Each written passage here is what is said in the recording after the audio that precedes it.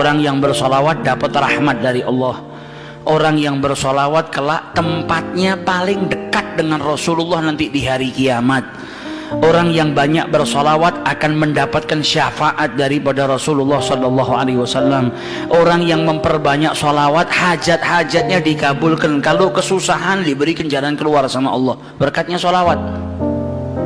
Berkatnya solawat itu macam-macam. Yuqdhal hawaij, dia punya hajat yang banyak. Kalau dia perbanyak solawat kepada Rasulullah, hajat-hajatnya dikabulkan oleh Allah Subhanahu Wa Taala. Sehingga dalam hadisnya banyak Nabi mengucap aktsiru, perbanyaklah solawat. Yang paling dekat dengan kau kelak di hari kiamat adalah yang paling banyak bersolawat saat di dunia. Para ulama menjelaskan al-iktsar, memperbanyak solawat itu paling sedikit dari kategori perbanyaklah solawat. Minimal kau baca 300 kali solawat dalam sehari semalam, jangan kurang, supaya bisa masuk dalam kategori orang yang memperbanyak solawat kepada Rasulullah Sallallahu Alaihi Wasallam. Apalagi di zaman-zaman seperti ini kita sudah harus lebih banyak bersolawat, dan solawat itu zikir. Al-Imam Abdullah bin Abil Haddad mengatakan Allah itu tahu manusia itu gampang bosenan, makanya Allah Subhanahu Wa Taala memberikan ketaatan itu macam-macam bentuknya. Zikir pun macam-macam, ada astaghfirullah, ada kalimat tauhid la ilaha illallah, ada tasbih, ada tahmid, ada solawat. Karena manusia itu punya tabiah bosen, malal. Kalau zikir itu cuma satu, ditakutkannya nanti sumpek, bosen. Kalau bosen akhirnya dia nggak memperbanyak. Tapi ketika ada banyak macam ketaatan, engkau bisa taat dengan sholat, engkau bisa taat dengan berzikir, engkau bisa taat dengan Allah Subhanahu Wa Taala dengan bersedekah. Macam-macam taat, macam-macam zikir ini menjadikan supaya kita tidak putus untuk ingat kepada Allah Subhanahu Wa Taala. Jangan sampai bosan. Pada dasarnya manusia itu cepat bosan, tapi bukan berarti terus saya bosan dengan istighfar, saya tak ganti ini. Jangan gantinya kita karena bosan, tapi diselang-seling supaya kebosanan tadi tidak timbul. Nah, salah satu yang harus kita perbanyak nanti di bulan Rabiul Awal, bahkan di hari-hari lainnya kalau bisa, yaitu sholawat kepada Rasulullah SAW. Khususnya di zaman fitnah seperti ini, kita butuh banyak sholawat supaya dapat rahmat dari Allah Subhanahu Wa Taala, supaya kita diberi keselamatan oleh Allah Subhanahu Wa Taala, dan manfaatnya sholawat banyak sekali. Sehingga diceritakan dulu ada satu orang punya utang 500 dinar. Dia punya utang banyak sama orang, kemudian datang waktunya semua pada nagih, maka dia kebingungan, nggak punya uang. Akhirnya dia pergi ke salah seorang saudagar, dia pinjam uang 500 dinar. Diberikan sama saudagar tadi. Sebelum diberikan ditanya, kapan mau kau kembalikan uang ini? Maka dia berkata, insya Allah di tanggal sekian saya kembalikan. Uang itu diambil, dia bayarkan hutangnya satu persatu. Selesai dibayarkan tidak tersisa uangnya, nggak ada sisa modal untuk dia putarkan supaya bisa bayar hutangnya yang 500 dinar ini. Karena apa? Memang dia pinjam sesuai dengan kadar hutangnya. Sampai ketika datang waktu jatuh tempo, yang punya uang datang ke rumahnya nagih, mana uang 500 dinar yang kau pinjam? Kau janji hari ini akan melunasinya. Maka dia bilang, demi Allah sepeser pun saya nggak punya, saya belum mendapatkan apa-apa untuk saya bayarkan kepada dirimu. Maka yang punya uang nggak mau tahu. Engkau janji tanggal sekian mau kau bayar, sekarang sudah jatuh temponya, maka bayar hutangmu sesuai dengan ucapanmu. Dia bilang, saya nggak punya. Kalau begitu ayo pergi ke qadhi, pergi ke hakim. Nggak benar ini perbuatanmu. Maka yang utang tadi dibawa sama yang punya uang ke hakim. Diceritakan perkaranya, ditanya sama hakim, kenapa tidak kau bayar hutangmu? Bukankah engkau berjanji hari ini akan melunasinya? Dia bilang, iya saya berjanji, tapi saya nggak punya uang. Saya bukan pengkhianat, bukan orang yang mau berdusta. Kalau berdusta saya akan bilang saya nggak punya uang. Nggak ada perjanjian di sini, nggak ada bukti.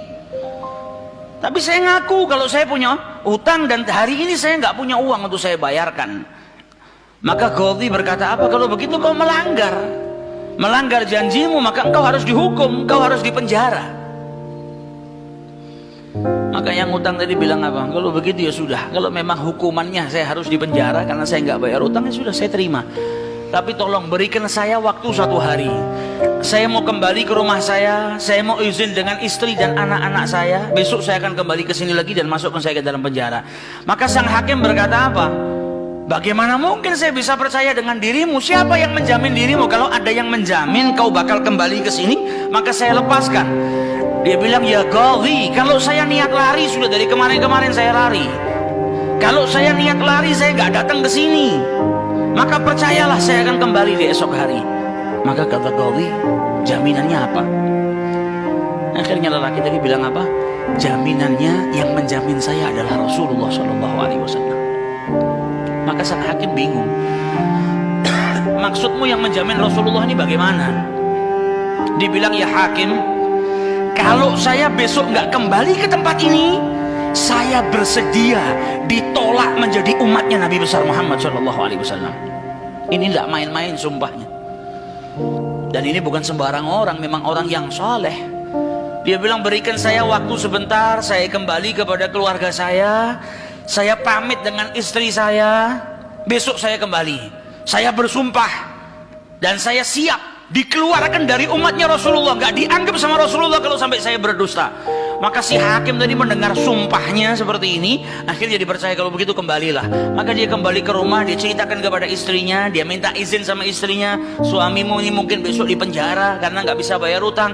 Kata istrinya, kalau kau dihukum penjara, terus apa yang bisa membuatmu keluar sekarang ini? Kok tidak langsung di penjara, kok bisa kembali ke rumah? Kata suaminya, karena saya mendapatkan jaminan. Dari siapa? Dari Rasulullah. Dia ceritakan, saya bersumpah kalau saya nggak kembali di esok hari, saya rela tidak dianggap sebagai umatnya Rasulullah SAW. Maka istrinya berkata, selagi engkau ini mendapat jaminan dari Rasulullah, atau kau menjaminkan Rasulullah SAW, maka ayo kita perbanyak sholawat. Semoga Nabi besar Muhammad SAW benar-benar menjamin dirimu. Sholawat itu manfaatnya besar. Sholawat ini berkahnya luar biasa. Maka si suami sama si istri kemudian diperbanyak sholawat, membaca sholawat yang sangat banyak sampai mereka akhirnya tertidur. Yang laki yang punya utang tadi ketika tidur mimpi berjumpa dengan Rasulullah SAW. Dan Nabi dalam haditsnya telah bersabda, man ra'ani fakat ra'ani haqqa. Siapa yang mimpi berjumpa dengan diriku, maka sesungguhnya itu aku. Karena syaitan gak bisa menyerupai Nabi besar Muhammad SAW. Dan orang yang dalam hatinya ada mahabbah, orang yang rindu, orang yang membersihkan dirinya, orang yang memang benar-benar ingin berjumpa dengan Rasulullah SAW, akan diperjumpakan oleh Allah Subhanahu Wa Taala dalam mimpinya ataupun dalam keadaan yaqdzatan. Karena Nabi pun menjelaskan ada orang-orang yang bisa melihat Rasulullah SAW dalam keadaan sadar. Sebagaimana dulu diriwayatkan ada seorang santri kepingin ketemu sama Rasulullah, pingin mimpi. Tanya sama gurunya, sama kiainya, ajarkan kepadaku caranya mimpi ketemu Rasulullah itu bagaimana. Kata kiainya, apa? Gampang. Nanti malam kau makan ikan asin yang banyak, setelah makan jangan minum, kau tidur. Maka dia bingung, apa hubungannya ikan asin dengan mimpi ketemu Rasulullah? Praktekkan. Ini kiai mau mendidik santrinya yang betul-betul kepingin berjumpa dengan Rasulullah, pingin mimpi dengan Rasulullah SAW. Maka malam hari datang, dia makan ikan 1 piring, setelah itu nggak minum, tidur. Bangun tidur, dia pergi ke gurunya, marah, mana saya nggak mimpi ketemu Rasulullah. Kata gurunya, apa yang kau impikan? Kau mimpi ngelihat apa? Kata santri tadi, saya mimpi ngelihat laut, ngelihat sungai, ngelihat hujan, ngelihat air terjun. Kata gurunya, karena sebelum tidur yang kau rindukan adalah air. Kau makan ikan asin sehingga kau kehausan. Yang kau rindukan dan kau dambakan air. Maka apa yang kau rindukan dan apa yang kau dambakan datang dalam mimpi. Coba setiap kali kau tidur kau rindu dengan Rasulullah. Coba setiap kali kau tidur kau ingin sekali dan minta sama Allah Subhanahu Wa Taala agar diperjumpakan dengan Rasulullah SAW. Maka kau akan diperjumpakan dengan Nabi besar Muhammad SAW. Nah, ini yang diajarkan sama para ulama. Ini yang punya utang dari mimpi ketemu Rasulullah SAW. Dalam mimpinya apa kata Rasulullah? Kau jangan takut, jangan gelisah. Orang yang mahabbah, baca sholawatnya bukan sekedar baca, tapi baca dari lubuk hatinya, baca dengan penuh kecintaan. mimpi berjumpa dengan Rasulullah, dan berkahnya sholawat tadi bisa menyelamatkan orang, hajat-hajatnya bisa dikabulkan, dapat pertolongan dari Allah Subhanahu wa taala. Maka dalam mimpinya Rasulullah bilang apa? Besok pagi kau pergi, idhab ilal wali, pergi ke gubernur di tempatmu itu, bilang sama gubernur tadi Rasulullah mengucapkan salam kepadamu, dan sampaikan kepada si gubernur kalau setiap hari dia bersolawat kepada Rasulullah sebanyak 1000 kali, itu solawatnya sampai kepada Nabi Muhammad. Dan sampaikan kepada si gubernur, tadi malam dia itu kebingungan baca sholawat sudah 1000 atau belum, ada salah dalam menghitung sehingga dia itu gelisah, saya sudah 1000 atau belum. Maka sampaikan kepada gubernur itu bahwasanya sholawatnya sudah sampai 1000, jadi dia nggak perlu gelisah. Bangun dari tidur, dia mau kembali ke gauli, tapi sebelumnya dia pergi ke wali, pergi ke gubernur tadi.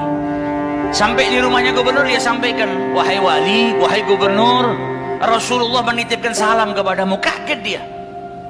Orang yang selama ini dia solawati, gubernur ini gubernur yang cinta kepada Rasul Sallallahu Alaihi Wasallam, tiba-tiba ada orang yang datang bawakan salam dari Rasul Sallallahu Alaihi Wasallam.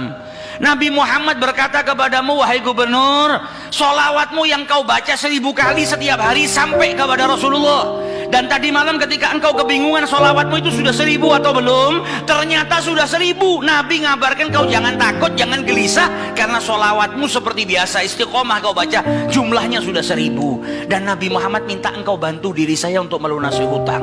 Maka saking gembiranya dapat salam dari Rasulullah, dapat kabar kalau solawatnya yang selama ini dia baca sampai kepada Rasul Sallallahu Alaihi Wasallam. Ditanya utangmu berapa? 500 dinar. Diambilkan 500 dinar dari Baitul Mal. Setelah itu diambilkan lagi 2500 dinar dari uang pribadinya. Ini hadiah buat dirimu karena kau datang bawa kabar gembira kepadaku, yaitu Rasulullah Sallallahu Alaihi Wasallam mengucapkan salam kepadaku. Mahabbah. Kita belum tentu, kalau mungkin andai ada orang yang mimpi berjumpa dengan Rasulullah, kemudian Nabi mengucapkan salam kepada kita, belum tentu kita bahagia sampai bisa mengeluarkan harta seperti itu. Tapi orang-orang yang mahabbah, kecintaannya sama Rasulullah luar biasa. Maka dia pulang dari rumahnya si gubernur tadi bawa uang 3000 dinar, utangnya cuma 500 dinar. Berkat sholawat dia bisa melunasi hutangnya. Maka dia pergi ke rumah qadhi, sebagaimana janjinya dia akan kembali. Dia ketuk pintu rumah qadhi, maka qadhi tadi ketika buka pintunya langsung memeluk orang tersebut, nangis yang luar biasa dan berkata apa? Alhamdulillah, berkat dirimu tadi malam saya mimpi ketemu Rasulullah Sallallahu Alaihi Wasallam. Kata Rasulullah apa? Kalau engkau membantu orang yang punya utang itu untuk melunasi hutangnya, maka aku akan membantumu kelak di hari kiamat. Diambilkan uang 500 dinar diberikan kepada orang tersebut. Sampai qadhinya pun diimpiin sama Rasulullah Sallallahu Alaihi Wasallam. Keluar dari rumahnya qadhi bawa uang berapa? 3500 dinar. Dia pergi ke tempat orang yang dia utangi mau bayar utangnya. Ketika sampai di rumah orang tersebut, orang yang dia utangi tadi sudah berada di depan rumah nunggu kedatangannya. Ketika ini yang punya utang datang, langsung dipeluk, dicium, sambil menangis mengucapkan terima kasih, berkat dirimu tadi malam saya mimpi ketemu Rasulullah. Kata Rasulullah, kalau kau bebaskan utangnya fulan, kelak kau akan aku bantu, aku berikan syafaat kepadamu di hari kiamat. Utangmu jangan dibayar, dan ini ada hadiah untukmu 500 dinar. Berangkat dari rumah punya utang 500 dinar. Berkat mimpi berjumpa dengan Rasulullah, utangnya terlunaskan dan ada tambahan 4000 dinar. Berkat apa? Berkat sholawat yang dibaca kepada Rasulullah SAW.